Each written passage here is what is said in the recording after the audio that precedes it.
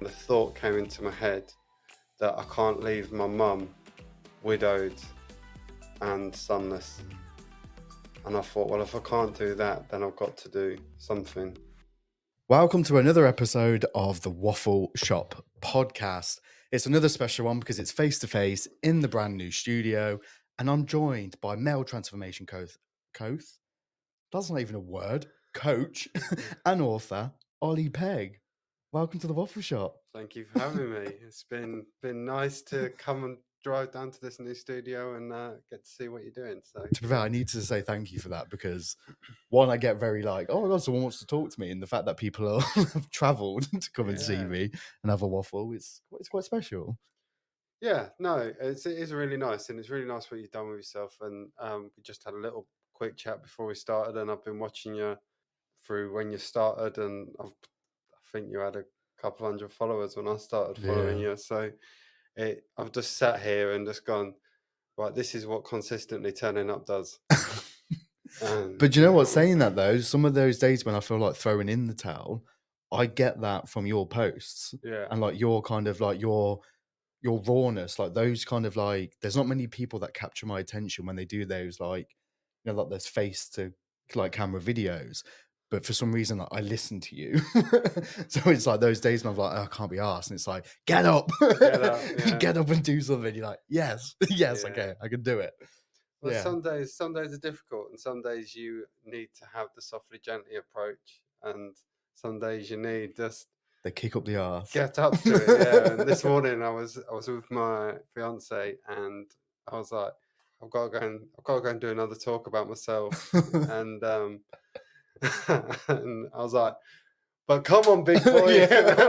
Like, this is what you need to do. There's worse things to talk about. So. Yeah, I've got to talk about my favourite subject, which is me.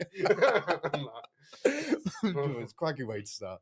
But I do start each one of my shows with something called the Weekly Waffle, which, quite frankly, it gets on my nerves. But once I've spoken about it, it makes me feel that little tiny bit, but it doesn't.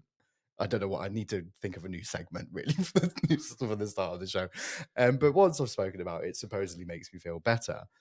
And the thing that's really winds me up is, you know, when you're in a really bad mood, or you're on just that kind of the edge of a bad mood. You're not quite in a bad mood, but you're not in the good mood either. And like you get caught on the door handle. It never happens when you're in a good mood. It is always when you're in a bad mood or just on that tiny little kind of edge of good and bad mood. What are you catching on the door handle? Like your sleeve or something. Yeah, I probably should have explained that. It's like my feet. No, like your jumper or like your t-shirt or like your elbow and it's just like, I don't know if it ever happens when you're in a good mood. Yeah, but do you think that process is you're away, you're out the door, you get caught, you're in a frustrated, bad mood, you get caught on the door handle, then you got to turn around and go, that's something telling me that I need to slow down and be more present. Oh, see, this is why this is a good segment. This is why I can't let it go. Yeah. Okay. See, this is the thing. Like when I talk about these things, it turns out I'm the problem. Well, I mean, most of our problems are our own. Yeah. So we are like, I could talk about like every person's problem is a perception of their internal thought process. Wow. Okay. So if it's like, this is why we react different to different situations, and why people get strong views on politics while other people get strong views on football. Yeah. Because it's their priorities inside them. So the problem is always within the person. Wow. See, I kind of want to ask you now, like, what winds you up? What winds me up, right? Before you said this, before we did the show, you were like, right, I'll do the segment. I was like, I know, yeah, it's about wind up. I've got a suitcase full. Right. So I was there, I was in the moment. I was like, right, I'm currently training for a triathlon. Amazing. I've just got a road bike, and I hate cyclists. Like arrogant cyclists that wear the full lycra gear and they take up all the road and they think the road is theirs and everything like that. So I've now got myself a bike and I've got myself some Lycra, and I've done 2 training bike rides, Yeah. and I've realised that you can be a nice cyclist. You hear that? So You can be a so when nice you're going cyclist. around a like country bend and you can see ahead of the car, you can wave them past. Yeah. And when you're at a roundabout, you can go all the way around the roundabout so they can take the inside lane, and they appreciate it and stuff like Yeah. that. So now, even more than ever, when I see an arrogant cyclist cycling on the road, I'm like, you don't have to do that. It's like one of those things, isn't it? Like when you smile at old people just to let them know you're one of the good ones. Yeah, It's like you're now that, but in the yeah, yeah. cyclist version. Yeah, I've been a cyclist. I know that you don't have to be like that, but yet you're still being like Yeah. that. And so that winds me up. And then something happened yesterday morning. On my morning routine, I go and do a video for social media, as you Yes. see, and I then go and get a coffee. And I was in a coffee shop. Uh, do we name drop places? Yeah, I yeah. was in a Nero coffee shop Oh, well, because trash. it's the only coffee shop where I live that opens before 8 o'clock, which I think is outrageous. What? Yeah, yeah, yeah. So it opens at 7:30, so that's a good time for me. But there's normally 2 baristas behind there, and there was only one, and it was a bit busy. And this girl, she's a young girl, she looked like she was really struggling with the queue. And this woman came in and she goes, "I've ordered through the app. Where's my coffee?" And she goes, "I'm too busy. Yeah. Like I've not had chance to look at The online the orders. online Yeah, yeah. orders." My work colleagues rang in sick, and this woman was like outraged that her coffee through the app Ready. wasn't ready. So yeah, now I've got a fucking knit in my hat about blooming why people buy coffees on apps. Like, It's like they when just that, don't want when, no human yeah, interaction whatsoever. yeah. When one of the perfect joys is watching someone prepare a coffee and, Yeah. and like getting the milk ready and pouring it in. I was like, you're now doing that on an app. It's like this is I'm going to like flip it on its head and go deep. Like what you did with my waffle is that it's the kind of instant gratification, isn't it? Like everybody wants everything now or Yeah, yesterday, and yeah. there's no patience Amazon Prime anymore. mentality. Yeah, yeah, exactly. Yeah, And I think that's quite a lot of the biggest thing that came from the pandemic was that kind of instant, like I want it now. yeah. But there's apps are good for certain Yeah, situations. Buying coffee is it's not a not one of them. place. Prove me wrong. Get in touch. Yeah. Let's dive into like your journey then. So obviously we've connected quite a lot on social media, and like I said before, like I love like your message and stuff, and like you pack a punch, and you can tell it comes from a place of experience and like just not wanting other people to feel the same way that you did, kind of thing, or the way that you do. Mm. How did this kind of journey start for you to get to the stage you are now? So right now, I coach men in lifestyle transformation, normally getting a handle on their mental health and aligning Mhm. it with their physical health. But I suppose my journey in transformation started uh, just over 3.5 years ago. I was 30 years old, and I realized that I had a problem with alcohol. And when I say I had a problem with alcohol, it wasn't I was having too many sherries on Christmas Day or anything like that. It Yeah. was it was destructive. I'd lost driving licenses. I'd been arrested a couple of times. I'd had been in toxic relationships for all the way through my 20s, and I've never really been able to drink alcohol responsibly and moderately or anything like that. And it came to a head, and I was at a suicidal place, and um, I knew that I had to do something about Yeah. it. And so in the November of 2019, I went and joined a 12-step fellowship. Incredible.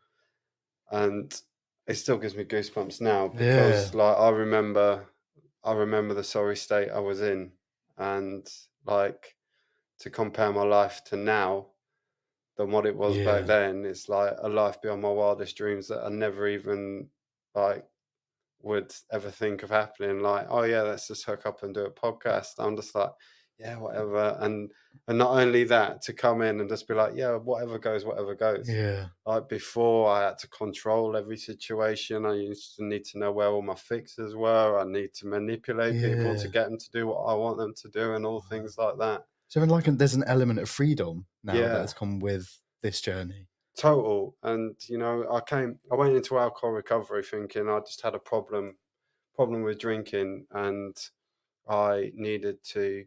Oh, no, don't get me wrong. Stopping drinking completely changed my life for the better. But Yeah. after a couple of months, I realised that alcohol was my medicine. That I was self distributing to myself, so I Yeah. didn't feel anxiety. I didn't feel emotional pain. I just Mhm. blacked it out and escaped through alcohol. And what really opened my eyes was that they say where I go, they say a very common saying is when you stop drink. The good thing about stopping drinking is you get your emotions back. The bad thing about stopping drinking is you get your Mhm. emotions back because you got to feel them Wow. all, and you got to process them in a way that isn't Yeah. destructive. And and the more and more that I go into sobriety through my 12-step program, the more and more I've realized how emotionally unmanageable a lot of other people, especially men, are, Mm. because we, especially in when we were being brought up, we were brought up into not showing that much emotion, not opening up. You put on this hard exterior and you just go through life. And you know, I never thought I was an alcoholic because I used to have material things around me. I used to have money in the bank. I used to have a job. I've never been unemployed. I was on the dole once when I was 18 for 2 weeks, and that was my choice, but I soon got a job. And all these things was like, I didn't drink every day. And people would expect an alcoholic to drink every Yeah. day. And I never had that. I just went It's on a weird with binge. that, isn't it? With like, there's even a stigma around what an alcoholic looks like. Yeah, Not looks like, but like kind of like all the aspects of it. Like you would expect an alcoholic to drink every day. So it's quite, to be fair, well, thank you obviously for sharing it to start off with. But it's really interesting to hear because my view of an alcoholic would be like someone who drinks every day and like doesn't look after themselves. Whereas it sounds like, you were still working, you had, all the good things that any mm, functioning person has, but it was still that kind of crutch, I yeah. guess. So I was fit and healthy when I was drinking. I used to go gym Monday to Friday, but as soon as Friday afternoon comes, Yeah. I was out on the session, and while I was drinking, I did amazing things. I represented Great Britain in dragon boating. Wow. I walked the Camino de Santiago pilgrimage across Spain. Like I was still drinking, but I was using like at the end of the training sessions in the dragon boating and Yeah. stuff like that. I was using drink as my escape of the emotions, Yeah. and I used to beat myself up because I wasn't as quick as the top person in the team, Yeah. so I just used to drink on that. And you see it a lot in footballers. They finish football and then they're hitting the Mm. bottle, or when they're in like Gazas, the perfect kind of Paul Gascoigne. If no one's a footballer, is a perfect kind of demographic of Yeah. that. Um, and but all those things, me completing all those things, also told me when I was in the depths that I'm not an alcoholic because I've done all those Well, I guess things. there was quite a lot of, like you said, like these things that are like bucket list things for Yeah, like some people.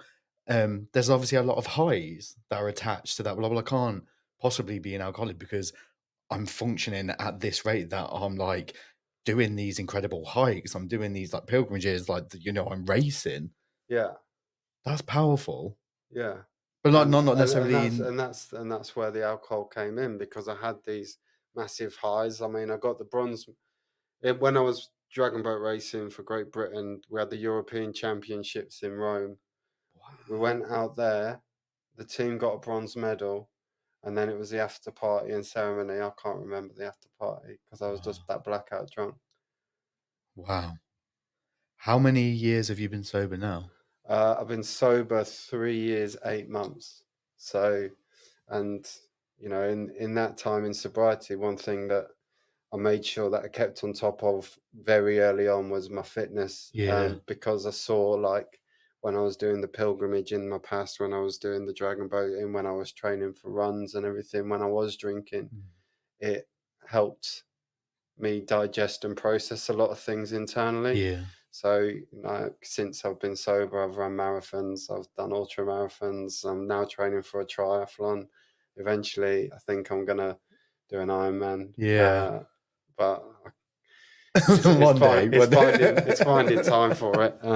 Because I've got so much things happening in my life now, and building a coaching platform where I Yeah. can help men, and writing a book that still hasn't got a title, but that book then goes into the not spoken about things that Yeah. kind of happen in recovery of alcoholism. It's more of kind of a journey of where I'm at, that book. And so far it's going to touch on things like the loneliness you feel when your Yeah. friendship groups change, and the isolation part of that you go through. And then, I'm engaged now, which is the best thing that's ever happened in my life, Incredible. and sobriety.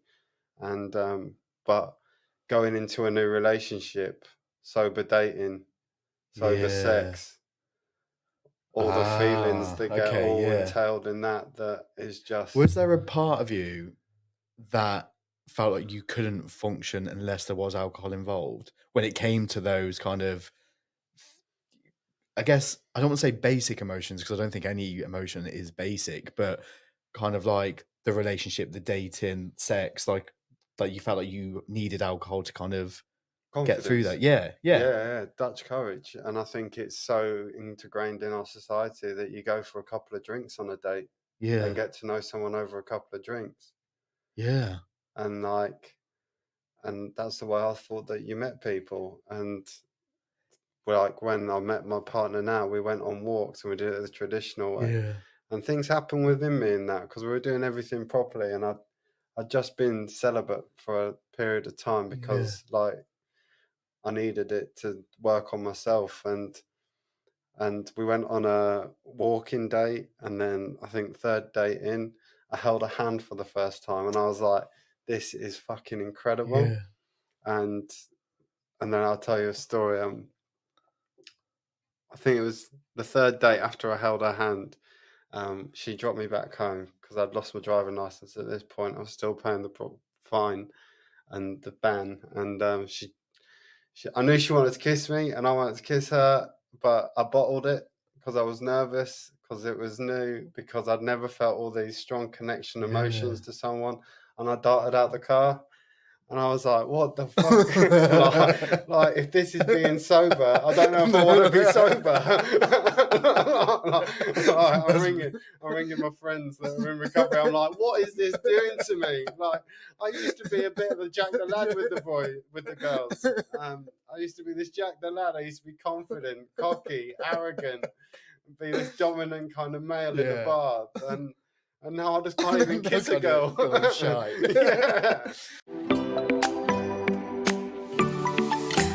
Do you know what I imagine it kind of really destroys like a belief system that, like you said earlier on, has been ingrained in us from past generations on TV, movies. So like props to you, mate, because I can't imagine that would have been easy to break all that kind of belief system down. No, and that's the thing, and it's the hardest thing that I ever did. Um, for me, the hardest thing wasn't stopping drinking. Yeah. The hardest thing was staying stopped. Like, because I wasn't a daily drinker and I wasn't dependent on alcohol for my body Yeah. functions, like stopping drinking, I knew that I could stop for a period of time, like a week or 2 weeks or something like Yeah. that. But I used to get those urges where it's like, right, the fuck it buttons come in, Yeah. and it would just be like, bang, right, Ollie's on a session. And what I needed to do early on in the first 4 or 5 months of my recovery was become very aware that that's what my tendencies were. And I Yeah. used to let things build up, build up, build up, build up. Not sometimes consciously, sometimes unconsciously. And then they build up and it'll be like, the fuck it buttons come in. But instead of pressing that, is right. What do I need to do? What habits do I need to do? Where do I need to go? How can I get myself out of this fuck it button sensation Mm. in my head? And through time and patience and understanding and self work and reflecting on all my life and everything like that, it's got to a stage now where I don't have an urge to ever really go and drink. Like, not drinking alcohol isn't a problem for me Yeah. anymore. Living life on life's terms, that still has its comeuppances, Yeah. but it's getting better. And Is there as you're navigating life and like, there's always like weddings, christenings, like all these kind of like birthdays. Um, does sobriety come with a level of peer pressure? um, well, it's funny you should say that. A couple of weeks ago, I went on my first sober stag do. 12 lads. I was the only one that wasn't on the Yeah. piss. Down in Newquay surfing, and then they on night out and everything like that. And I'd never put myself in that environment with my old friends where they're all on the session, as lads do. And I never put myself in that kind of environment. I was Mm. never kind of self assured enough to do it before this stag do.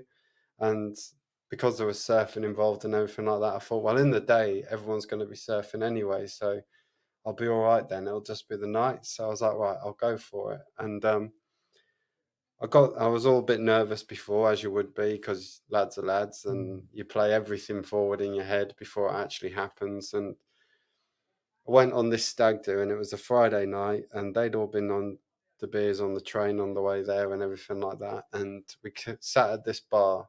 I was having my Coke, everyone else was having a drink, and they were all just chatting in between themselves. I was chatting, and I just took like 5 minutes to look around and thought, Ollie, you're not that fucking important.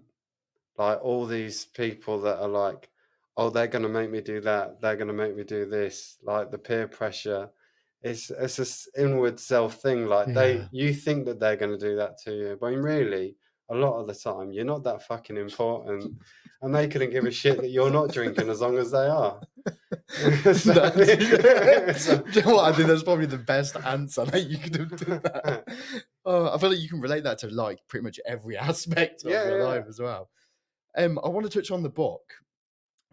Because and the reason why this is fresh in my mind is because I recently edited an episode of an artist who has just kind of released their album, and through the whole writing process, they didn't have a title for the album. They had all these notes and they had all like the chapter, not chapters, that's a book. All these got the song titles and stuff like that. And it wasn't until like very, very last minute they were like, ah, okay, that's that's the title. Mm. So it's kind of like, is there, now that you're writing the book, a similar theme of like, okay, because I imagine when you're kind of looking back and going over like the old ground and kind of with the emotions and how you were at that certain time, I imagine it branches off into a lot of different kind of spaces. Yeah, and it branches off into, as I say, like sober sex, sober dating, and then it also, like, I didn't realize until I was when I got to 2 years sober. I just celebrated my 2 years sober anniversary. We're away on holiday. It was our first holiday together with my partner, and we're away in Mexico. And I got back from there, and I suddenly started getting anxiety attacks. First time in my life, Wow. and I was there in my head thinking like, I'm sober. Why am I feeling like this? Yeah. Like, I shouldn't be getting anxiety attacks now. I'm doing the work, and it's that whole life of going, all right, you've stopped one thing, but that doesn't mean something else hasn't come walking through the back door, and that kind of thing. So going through the book and kind of telling my story and saying what it was like and what early recovery was like, and then things that come up. Yeah, it's just, it could go on forever, Yeah. and that's the joy of it. And I started coaching my coaching platform in 2020, and the only reason Olly Pegg Becoming You came up is because I was invited on a podcast. I've been posting for like a week, and someone said, "Do you want to come on our podcast?" It was in Canada. I was like, "Yeah," and I was sitting there, and I was like, how are people going to get in touch with me? I don't have a Facebook page. I don't have a company name. I don't have anything. Like, I was like, right, what do I do? I thought, and you couldn't go to the gym then. So I was like, right, Yeah, lockdown. It's the yeah, big year. yeah. So I went to the shed, started doing some sit-ups and pull-ups, and started doing some dumbbell curls. And I was like, I need a name. I need a name. I need a name. Within about a minute of just going, right, just have a bit of space. Olly Pegg becoming you, become the real honest you. I was like, bingo. Yeah. Went in 20 minutes before that podcast. I was like, how can I contact you? Well, my Facebook page. Straight in so, there. so with the title of the book, I'm hoping that either a title's going to come up while I'm writing it, Yeah. or I'll just have to work out for like 20 minutes when I finished it and go, that's the title of the book, and just stick with that. So, but I think something will come to me. I don't Of know. course it will. I mean, look what like kind of like you've overcome already. And it's like even like with the Instagram handles and like the business name and stuff, like I think it'll be when you least expect it with that kind Yeah, of thing. That'll be like, it will all kind of make yeah. But I don't want sense. some like corny shit No. like The Journey Through Sobriety by Olly Pegg or something like that. It's going to be something In that that's, voice. yeah, it's going to be something that relates to me, like the budgie smuggler Yeah. warrior or Well, something to be fair, like this was a that. topic of conversation. It's like, have you always been a budgie? I don't know where I was going. That wearer. Obviously, for anyone who doesn't know, they should know They what should budgie know. smugglers are. Um, they're essentially speedos, I Yeah, guess. It's just yeah. always been a fan of the budgie smuggler. I wasn't. It's I don't even something. think that was a question. It's something I took on in sobriety, and I thought if I'm confident to wear a pair of budgie Yeah, smugglers as a man, then I've got pretty high levels of yeah, confidence. And then me and my friend, we went to Tenerife, and we were walking down the like near the beach in Tenerife, and he goes, "Women don't have a problem with this, do they?" I was like, "What's that?" He goes, "It's the men." And it's when you're wearing budgie smugglers, it's the other men's eyes that look at you and go, "What a prick." yeah, And the reason they're saying "what a prick" is because "what a prick" is what I can't do. yeah. I don't have the confidence That's so true because it is that kind of, and to be fair, you can apply this to like so many different avenues and aspects of your life, but people are so quick to judge, and 9 times out of 10, it's because you're doing something that they wish they could. because they're the problem. Yeah, Like we yeah. said at the start. Start. Yeah.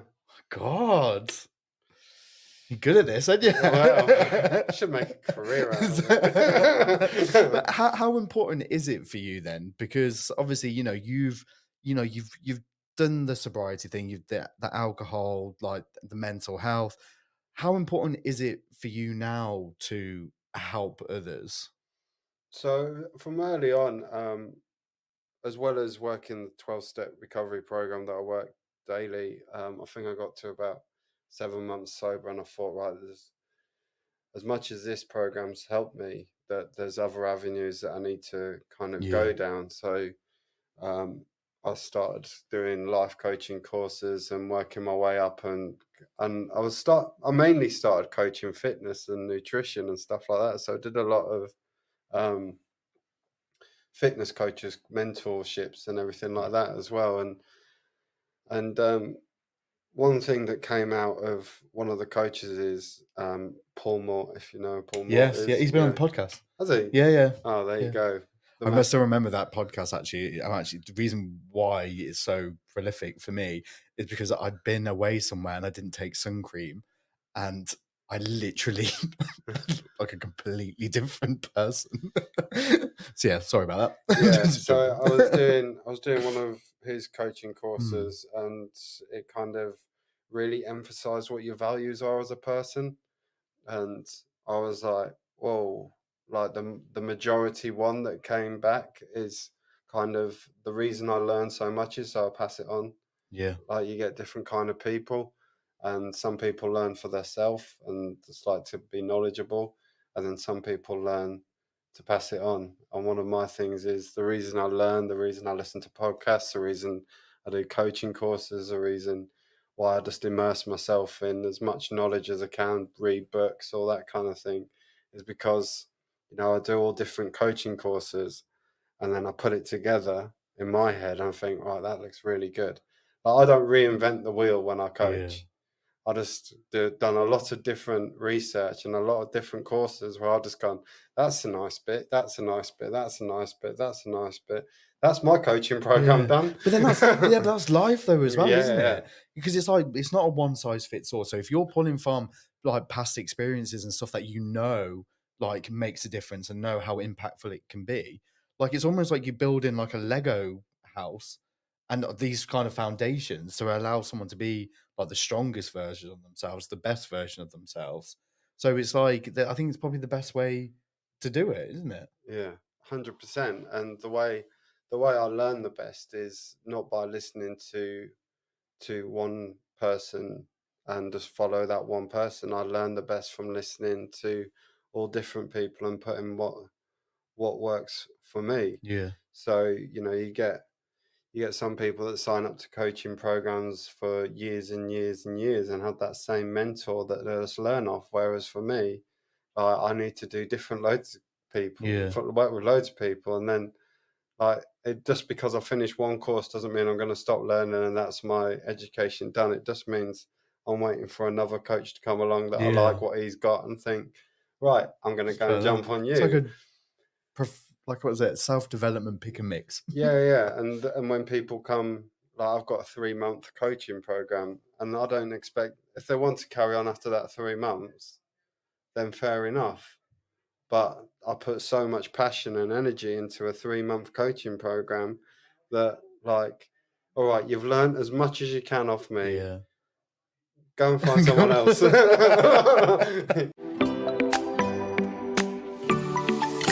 One of the things that's quite topical at the moment, in my life is this idea of change and how we have such like a negative look on people changing or things changing or whatever it might be. They might be like a fear of change and like the anxieties around it, whereas I get a real sense from you, from obviously hearing like, kind of like aspects of your journey, and even like what I can see like across your social channels, is that things need to change. Like we're never going to kind of get to where we need to be, or we're not going to become who we are supposed to be or who we want to be if we don't change things. What's your kind of opinion on like the whole change question? um, it depends how happy you are. Yeah. Because if you're not happy and you don't change anything, then you're never going to be happy. Because I can't remember, there's a quote. I should have That researched that. hit. If That hit nothing, if hard, that nothing, did.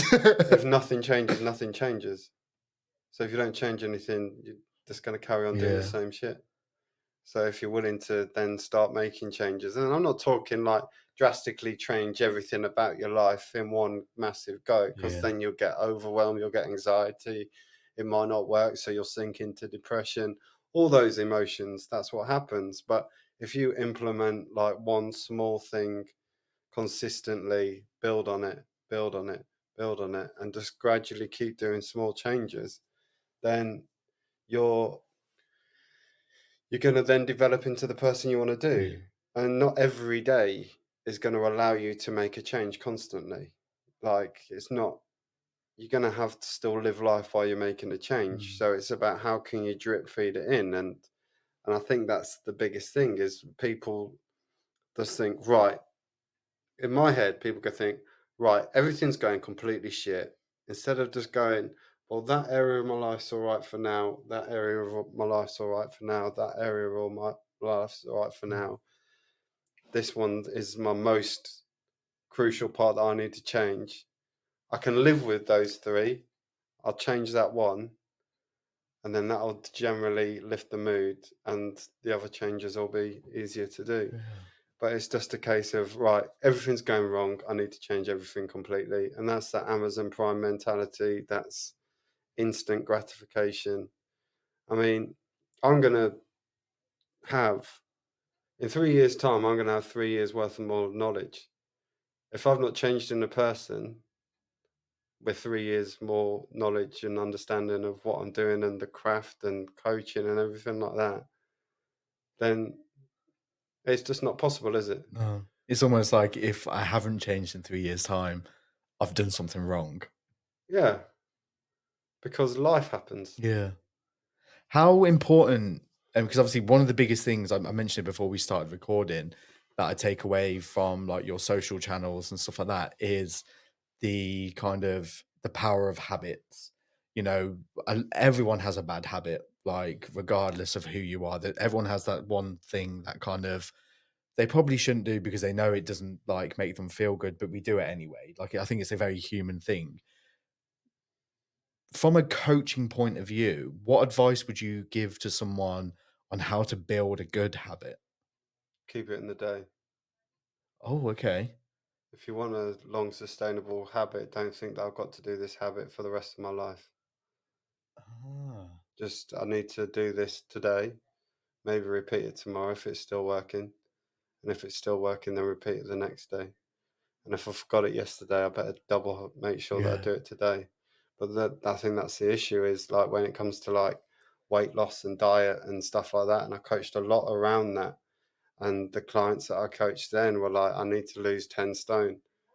And I was like, well, can we start with a pound? yeah, And then once you get a pound, then just go, right, well, can we just repeat that?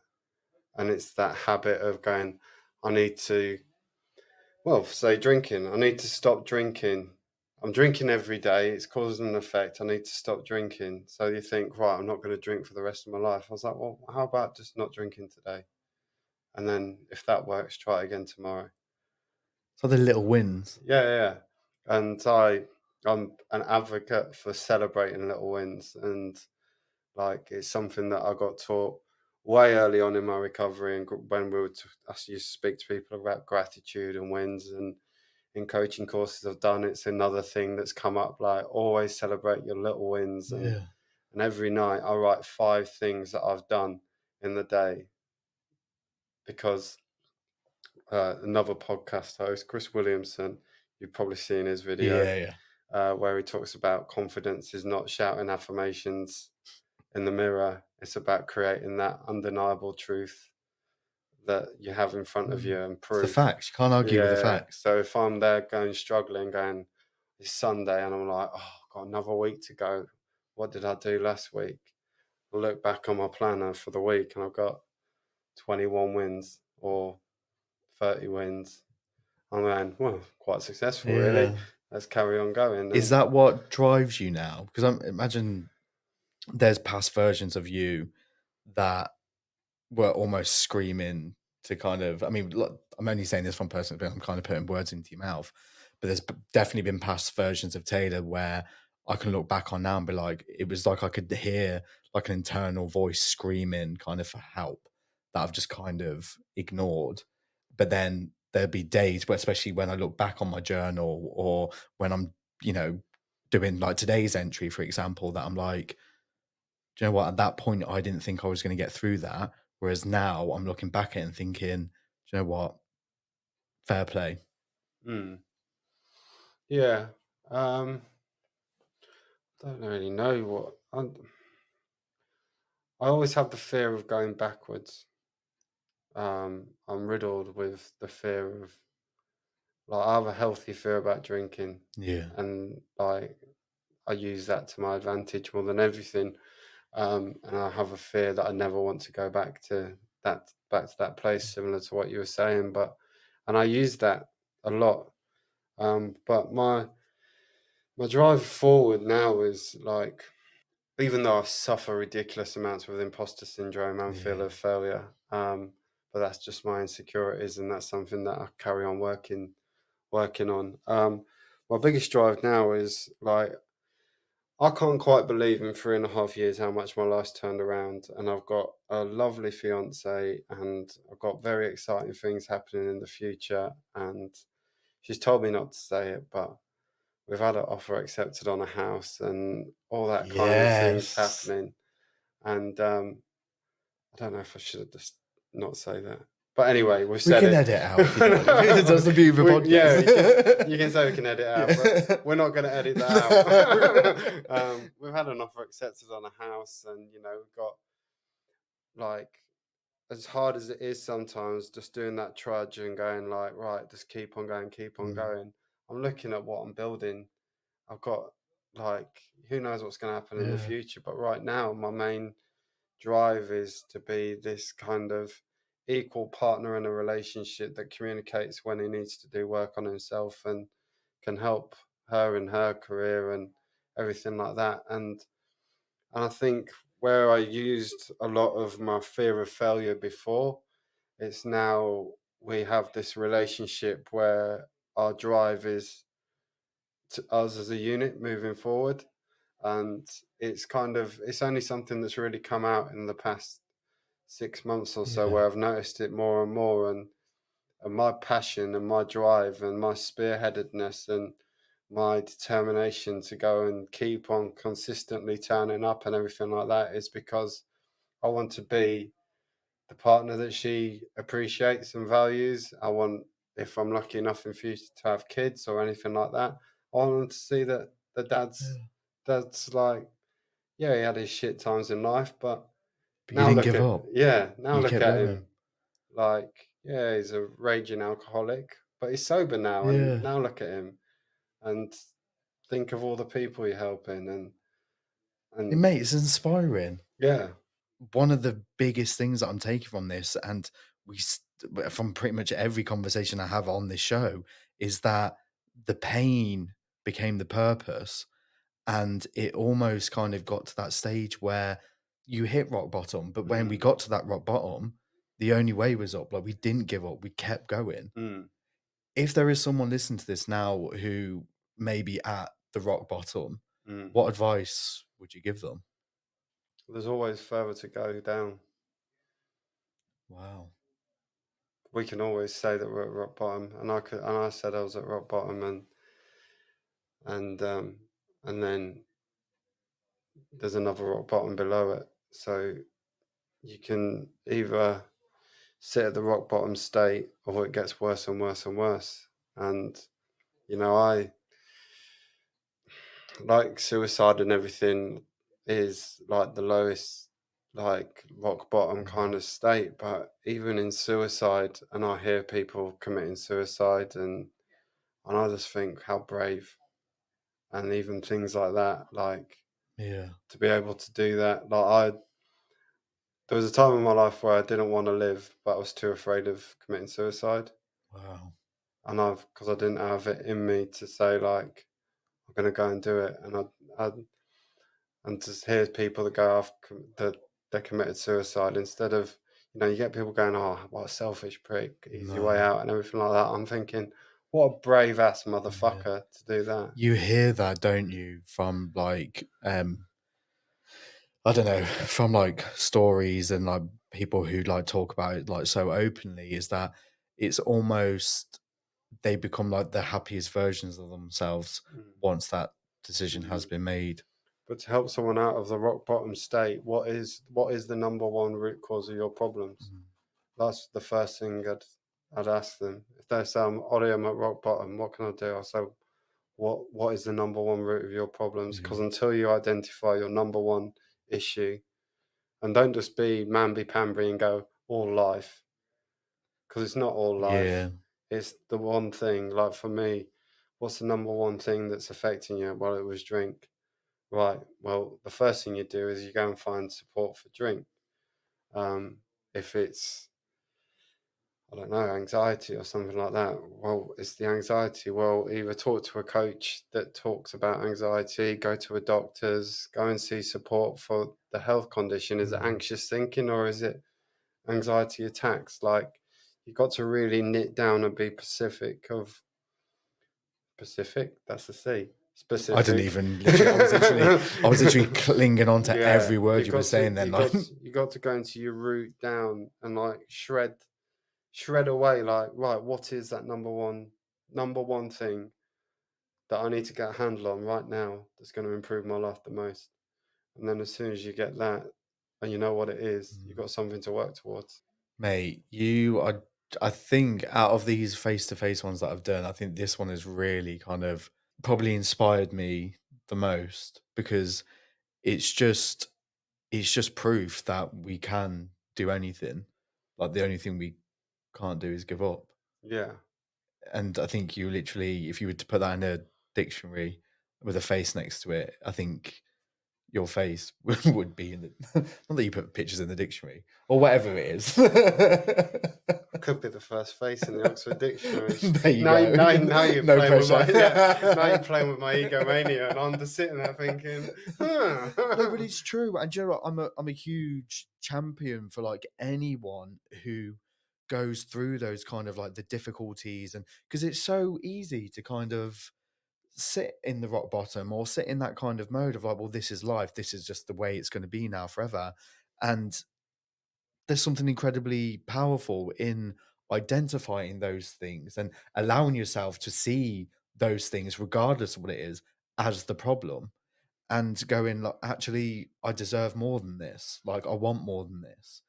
And to challenge that, I know it's not difficult. I mean, no, it is difficult and it's not easy, is what I'm trying to say.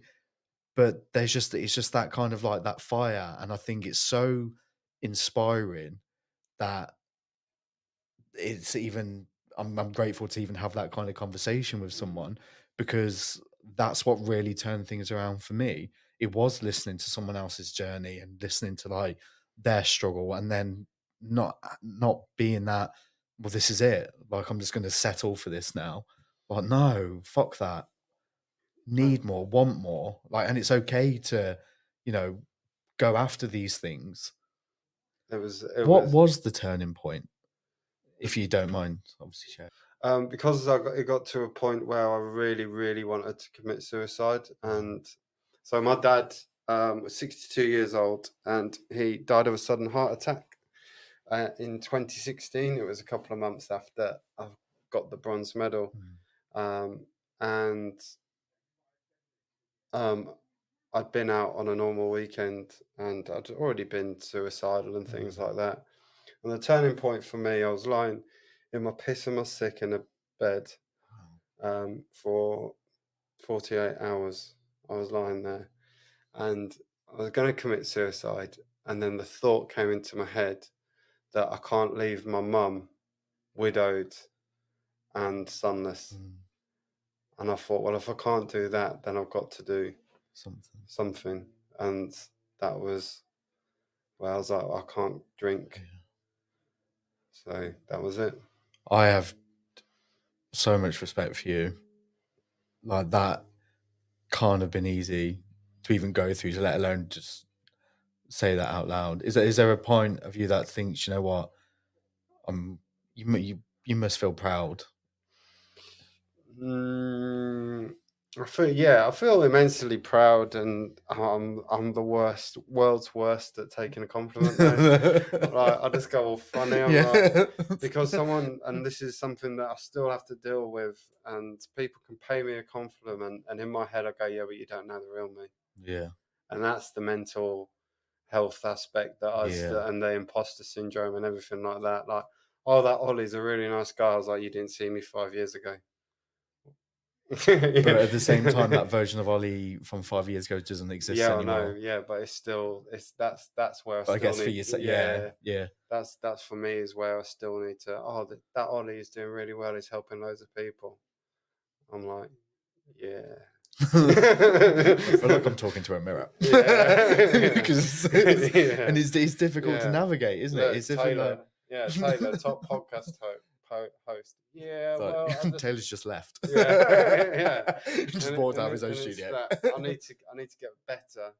Something that I need to improve on is get better at accepting appraisals and get better at understanding how far I've Yeah, come and everything like that. But I also have quite a big ego, if you didn't tell. Um, I was like, I don't yeah, feel like it's something that I also have to keep in check with. So as much as I have to praise myself, I also can't pat myself on the back so hard that it breaks my own arm. yeah, Because I'm a 2 feet first kind of person. yeah, If I'm praising myself, it's the highest order, and if I'm like going in on myself, it's also at the lowest order. It's no just like subtle. Oh, well done, you did well there. It's like you were fantastic. Like I'll get in the car to go back home. I was like, you basically, mate. who the bloody hell's the diary of the CEO? Yeah. Like, Diary of Ollie. what is modern wisdom? Like, all that thing. And I'll be there doing that, and then and then suddenly I'll go, oh yeah, but you're just a fucking alcoholic. You've just fucking done this, and I'll just be then for one extreme. No, suddenly just like balance out of Yeah. emotions. It's just like highest high, lowest low, and then whatever goes up comes down, Yeah. and then it'll balance out, and I'll just go back to the spin. Zen. Yeah. If there's anyone kind of listening who wants to know more about you, or even wants to obviously work with you from a coaching point of view, where can they find you? So I'm all over Instagram and TikTok. And my handle is at Olly_Pegg. That's with a double G. And my Facebook page is Olly Pegg Becoming You. And if you go to the link in my bio on my Instagram or go on my Facebook page, then I also write really good daily emails every single day as another part of my habits. So yeah, sign on to them, and then I have loads of stuff going on in there as well. Honestly, you have been probably up there one of the most inspirational people that I've spoken to, purely just from a selfish kind of because I feel like there's certain aspects of like the mental health journey that I really kind of really feel from you, and I think that's why I listen to you when you do those kind of like videos and stuff. Thank you so much for joining me for a waffle. Thank you, and it's been an absolute pleasure. And I'm glad that I didn't ask to come on your waffle when you were doing it online, so I could come and experience your Yeah. studio. I mean, I could have asked to come on here over the past 3 years, but I saw a proper studio. Straight in there. Yeah, I'll wait. that's a bit of me.